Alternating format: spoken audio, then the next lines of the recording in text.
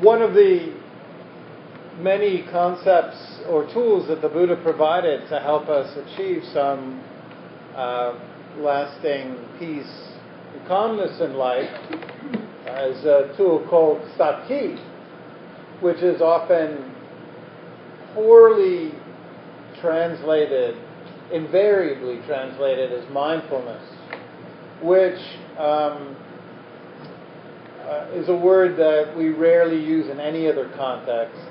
And most key Buddhist words cannot be translated directly into an English equivalence in one word, because there were very, very few Pali words. It was a language that was a fraction of the size of English, and each word tended to have a lot of different meanings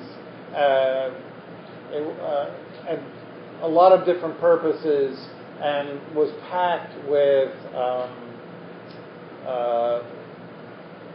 much larger concepts than most English words. So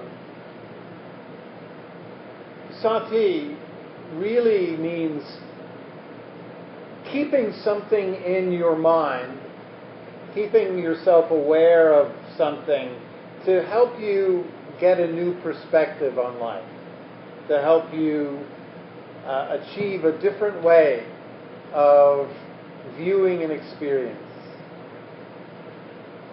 I can give you numerous examples. The one I used this week was the Louis C.K. example. He was talking about how he was on a plane shortly after they started having Wi-Fi in planes. And they made an announcement that the Wi-Fi had gone out. And he found himself getting really irritated. And then he realized that at that very moment that he was irritated, he was 30,000 feet above the ground in a metal container that was hurtling 550 miles per hour across the country. And when you bear that in mind, suddenly the fact that you have to do without Wi-Fi for a little while becomes less traumatizing, certainly.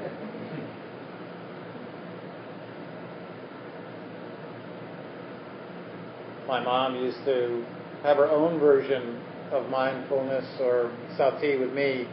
Was whenever she was a terrible cook, a wonderful writer, very brilliant woman, but a terrible, terrible cook. And so whenever she made something and we would start to complain, she would remind us of all the starving children across the globe and inform us that we could easily be one of them too. Now, using sati as a form of instilling guilt like that is not the highest form of the practice. But really it's a way to pull our minds away from the fixation on what's ever bothering us or causing us suffering. Not utterly replacing. There is another Buddhist practice of replacing an unskillful thought with a skillful thought. But sati is not about replacing thoughts. It's simply about giving you some perspective so that we have a different way to relate to whatever issues are on our plate in life. Now, why do we need to do this? The Buddha had a wonderful word called tamayata. And tamayata there's absolutely no English way to easily describe what it means. But essentially, it's the Buddha noted that whenever we're hit with an issue in life, a conflict with someone at work or a roommate or someone we're in a relationship with, a disappointing event, a frustrating situation, what happens is the mind shrinks around the issue. We become disembodied. We lose awareness of everything in the body. We lose awareness of the world around us, anything that we have to be grateful for flies out the window, and we fixate on the issue. One of the recent examples I had was I'm idiotic enough to have Time Warner, and I noticed that they added this channel that I have no desire to ever watch, but suddenly it was on my bill. And so I called them up, and the woman reassured me that there's no way that they would just add a channel without me ordering it. And I tried to assure them that I had no interest in it. There's no way. I called them up. And we were at quite a stalemate. And during this, I felt there was nothing in existence but me. I'm always tempted to go like this, but there's no phone like this anymore. It's like this now. So there was nothing but me and her voice. The rest of all goodness in the universe evaporated, and it was just me locked into a stalemate with her. And then I remembered, this all occurred when I was actually sitting at home during the day. I had time. It was I was alive. I was breathing. It was actually a nice day. I was actually literally sitting by a window. It was beautiful. I was there was really, this was a very, very small fraction of life that had suddenly become humongous.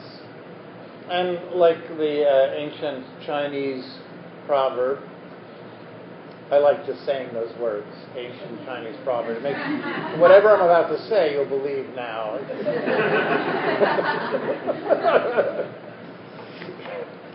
And it will sound wise and pertinent.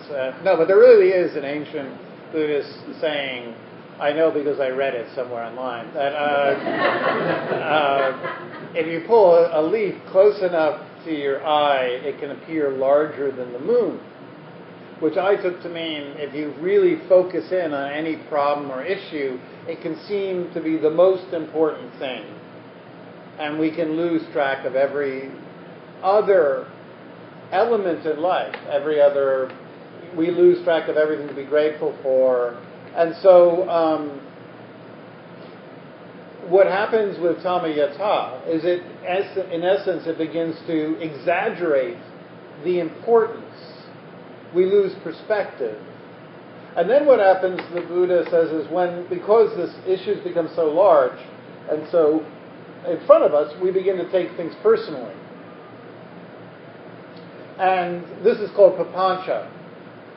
When we begin to take things personally, we begin to think a lot about it. We become outraged. How dare this person? How dare you? Interestingly enough or not, I was outside, I was locking my bike, just standing there locking it to a bike rack. And this woman who was engaged on her phone walked right into me, dropped the phone on the ground, and then looked up at me and said, "What the fuck are you doing?"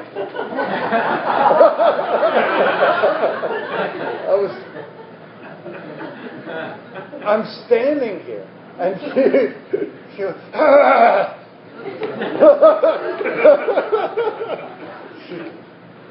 "You had to have been doing something wrong, you son of a bitch!" So, but it becomes us and it. And we take it personally. And then with papancha, the anger flows, the self-centered righteousness. This is unfair. Who is this tattooed freak parking his bike? Well, do you know any better? I've got things to do. I'm walking here staring at my iPhone, and this freak is just there standing, not doing anything. It's so unfair.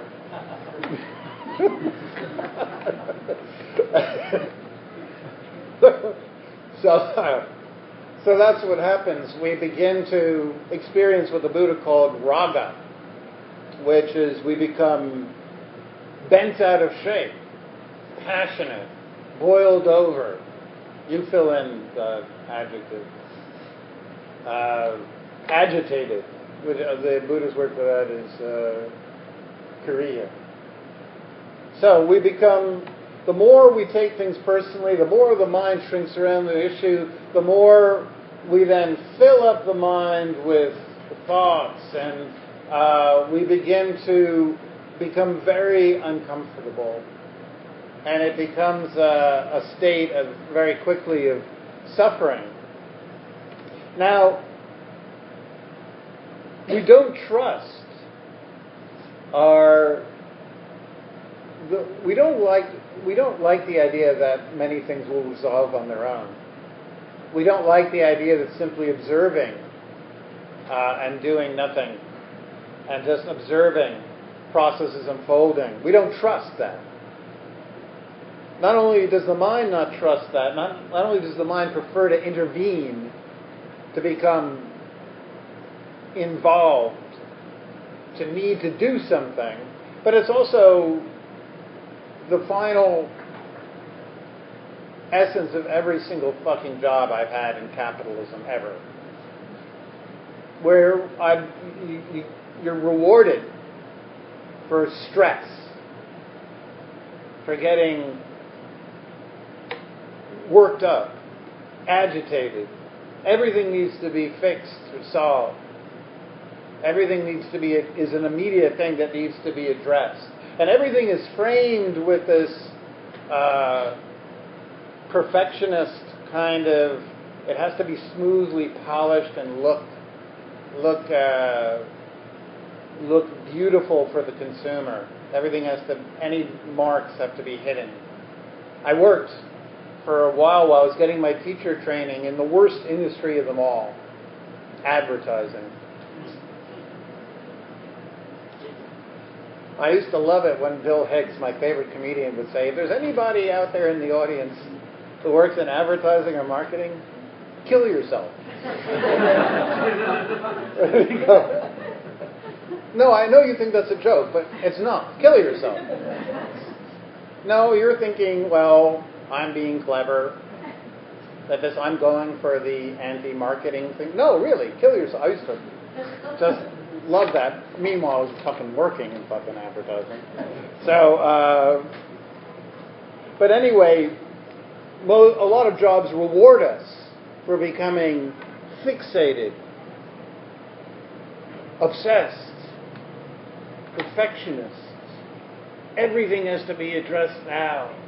Nothing can be left to slide. We become personally involved. And then what happens is we can very easily bring this kind of interventionist mindset where everything, we have to have a good or bad opinion, everything's right or wrong, everything is either for or against us, is part of the plan or not part of the plan. We can bring that kind of mind state, which is exhausting into the rest of our lives. We can bring the work mindset home, and then if someone's difficult or doing something that we don't expect, or there's a towel on the floor, or a dish in the sink, or whatever, so we run out of toothpaste. Who used the toothpaste? Everything, the people around us become problems that need to be solved. Fixation, the drama, the taking things personally, this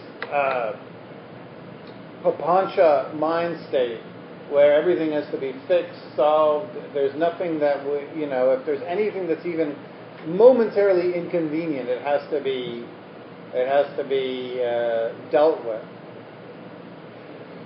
And this mind state is one that creates an enormous amount of problems. One, interpersonal relationships are messy. People do things we don't like. We can't always fix, solve. Sometimes they just want to talk about difficulties that we can't fix, solve, address, make easy. Sometimes there's issues in life that we can't fix or solve, that we just have to give permission to be there. Sometimes in my street there's construction going on all year long, year in and out. And so the mind, if we bring that mind that cannot relax, allow, pull away from, not get wrapped up in problems, not get caught up in dramas, if we don't learn how to detach from that, we're in trouble. So the point of sati is to transform this kind of awareness from something that can notice when there's issues, but not feel the compulsion all the time, 1, to take it personally, 2, to fixate, 3, to get involved, to have an opinion about everything and to safeguard our opinions, to not identify everything as about us.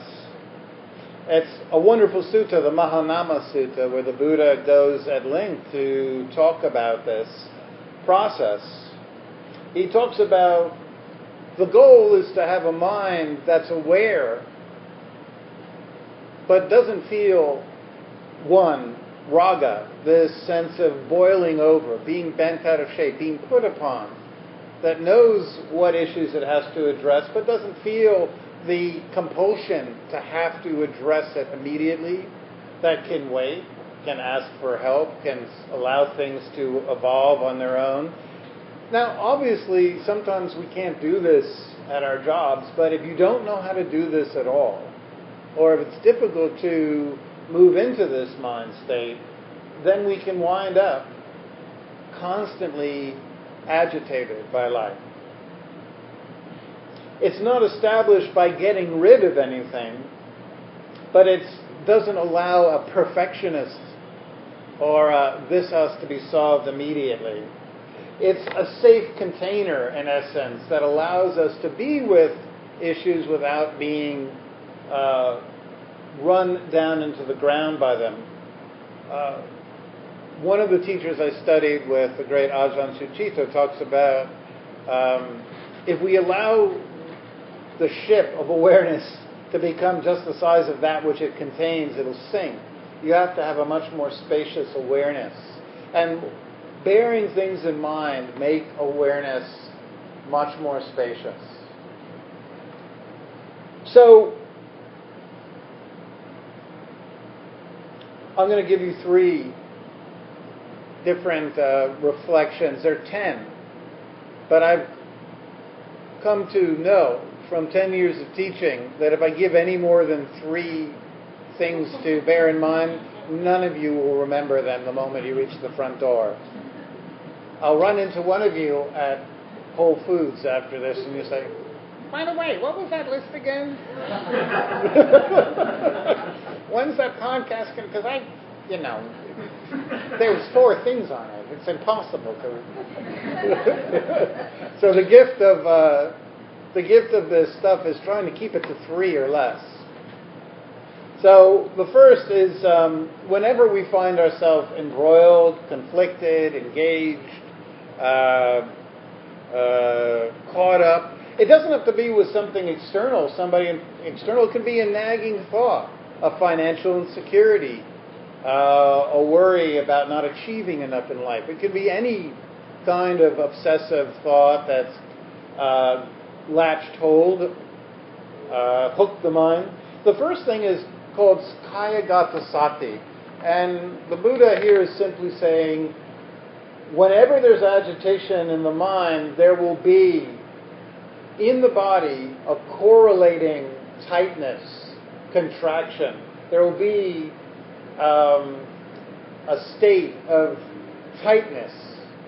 And if we can become aware of what's going on physically beneath all this busyness, all this trying to figure out, solve, come up with a solution, come up with the right thing to say, the perfect thing to do, if we can for a moment just say, okay, you're allowed up there in the mind. I'm not going to try to get rid of you, but I'm going to bring awareness down here and I'm going to find out where is the physical expression of my rumination, my repetitive thoughts. Where is it here in the body?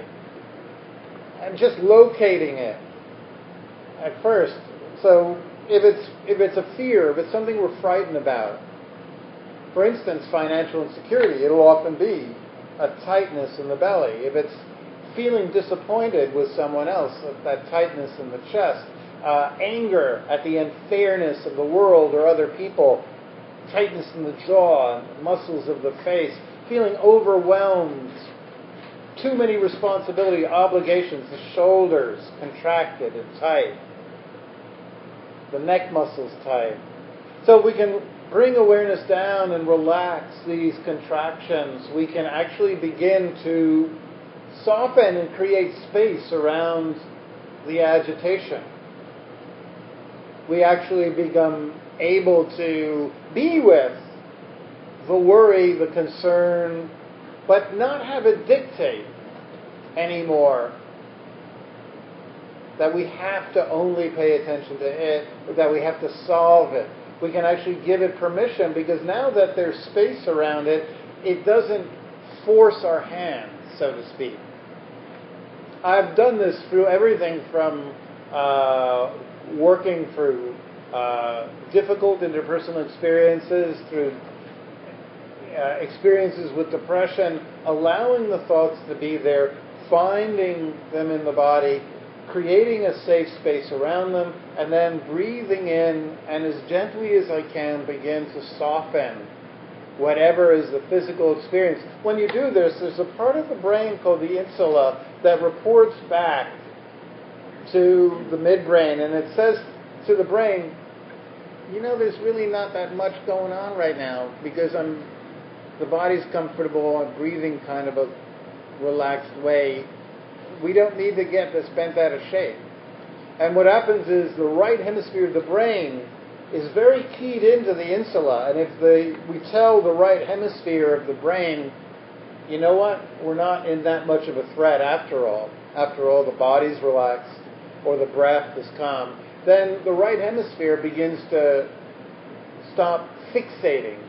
Right hemisphere, by the way, is what determines what you pay attention to. Left hemisphere, language. The right hemisphere pulls your awareness around. So if you can relax the body, the mind will follow. Interestingly enough, when people have the insula damaged, they immediately can quit smoking, and they immediately find issues in life far less worrisome.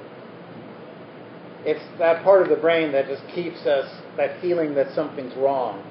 When you have that feeling something's wrong, it's almost invariably that the body has unconsciously become tight. We've created the feeling of being threatened, and then the right hemisphere has responded. So this is an excellent practice for counteracting the overthinking mind, the mind that needs to figure out, solve, plan, is constantly caught up repeating a conversation that went wrong. It's an anecdote for Papancha. It's a very skillful one, because in the body there's no concepts, there's no comparison, there's no sense of being a failure in the body, there's no sense of outrage in the body. So when I was in that conversation, there I am again with this ridiculous phone that hasn't been in existence for... when I was in that conversation, I found the breath, I relaxed the breath, and once again, that was the way out. There was no longer the threat, no longer the being pushed up against the drama. There was no sense of outrage there in the body that, I was being abused. Well, I was being fucked with by Tom Warner, but who cares? So, the body is a space of great liberation for the embattled mind. There's whatever thought is creating misery or suffering in our lives, it doesn't exist here. Another practice is Maranasati. Very useful practice. Emphasized a great deal by one of my teachers, Tan Jeff. It's the practice of reminding ourselves that all of this is impermanent, we're all going to die. And really, is this going to matter? Is this shit going to matter? Knowing that I have no guarantees, would I be happy if this was the last thought? Whatever thought you're having right now, would you be happy if it was the last thought that you have in your mind? This is a question that Jeff always asks. What you're thinking right now, if you died, would you be happy that was your thought? And invariably, it's like, oh, fuck. He caught me on a bad day. Another variation he likes of that is like, try only to think thoughts that you would be proud if everybody in the world could hear. Really? But it's actually a good practice. Because why would we want to have thoughts that we're ashamed about? Why would we want to have thoughts if they were the last thoughts we'd ever have? They would make our life have a kind of icky conclusion. Why do we want to spend our time, which is actually far shorter, trust somebody who's over 50. It goes pretty quickly. And getting caught up in so much of the stuff that we can get caught up in is really such a sad waste of time. The point of Maranasati is it's supposed to develop a sense of discomfort with the fact that we're caught up in so much of the stuff that we can get caught up in. As I was saying, a number of years ago, I was at a retreat at Green Gulch, Zen retreat. Zen people were weird. I am actually second generation Buddhist. My dad was a Zen practitioner, which is one reason I'm not Zen.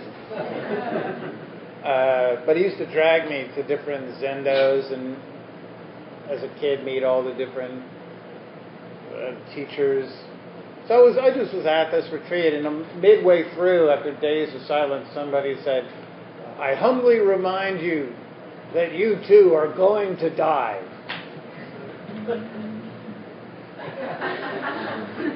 That was the only words I heard for hours.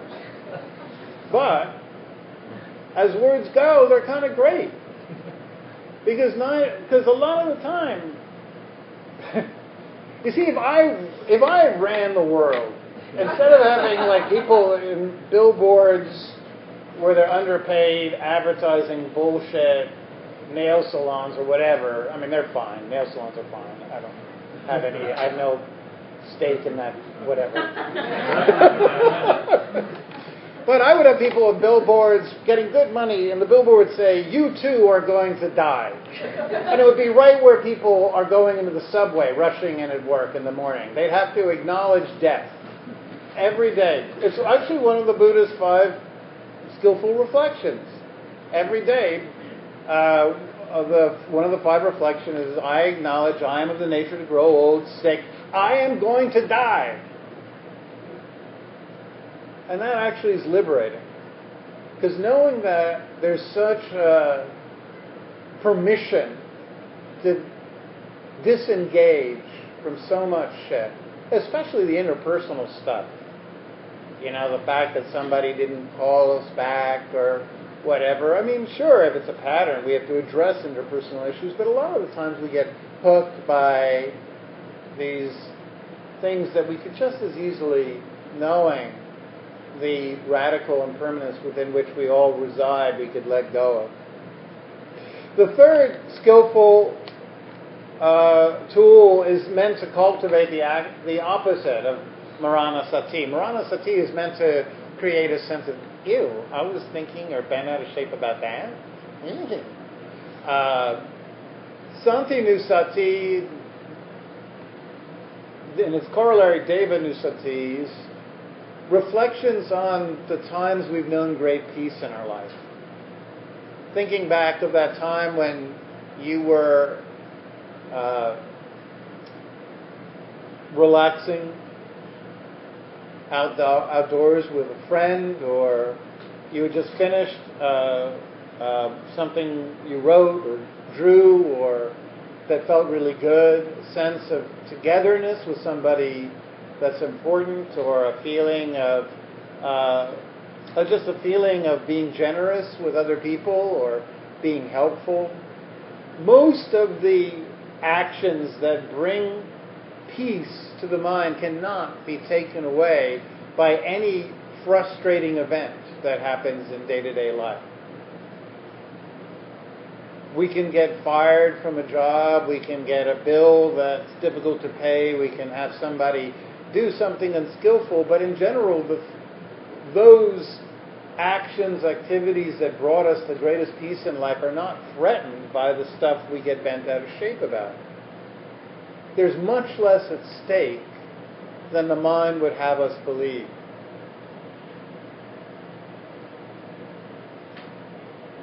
It's important to remind oneself that happiness is still always available, no matter what we encounter.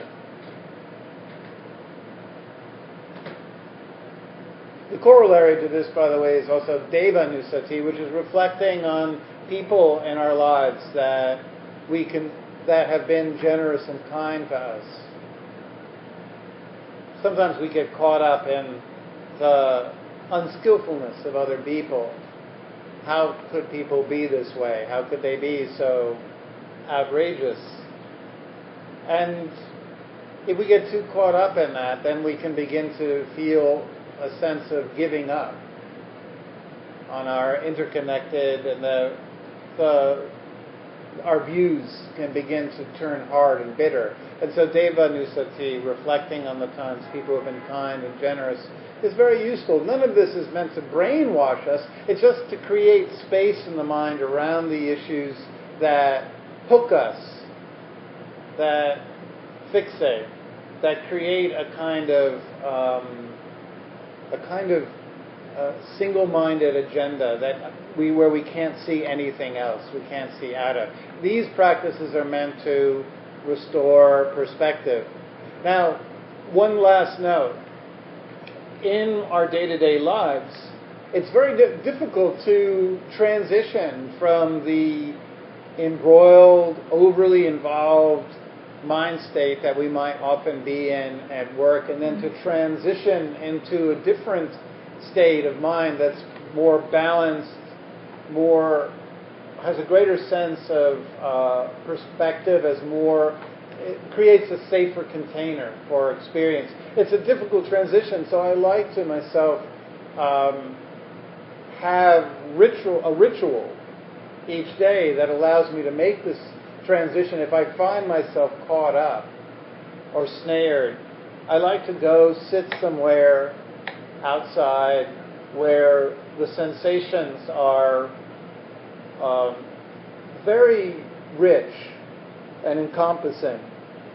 I like to relax into it. Sometimes it could be riding my bike or sitting by the river or an expansive horizon. Sometimes I'll bring talks of my favorite teachers.